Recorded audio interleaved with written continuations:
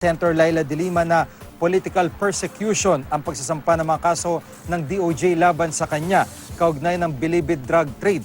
Ayon kay de Lima, inaasahan na niya ang pagsasampa ng kaso ng DOJ sa Regional Trial Court sa Muntinlupa. Kapag naiparaffle ang kaso ay maghahain ang kampo ni de Lima ng kaukulang moisyon. Dagdag pa ng senadora, matagal na umano niyang inihanda ang sarili na maging kaunaw ng political prisoner sa ilalim ng Administrasyong Duterte.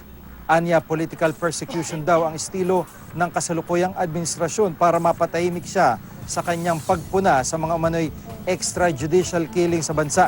Pero git ni de Lima, hindi siya natatakot makulong dahil sa kanyang paninindigan. Nagpahayag naman ng suporta para sa senadora ang ilang grupo, kabilang ang Akbayan Party List, mga grupong Every Woman, Aksyon Kabataan, QC United at EDSA 30. Naniniwala rin sila na biktimang senadora ng political persecution at paghiganti dahil sa pambabatikos nito sa mga paglabag sa karapatang pantao na nagaganap umano sa kasalukuyang administrasyon. Hindi raw nila iiwan si de Lima kahit pa siya'y arestuhin na.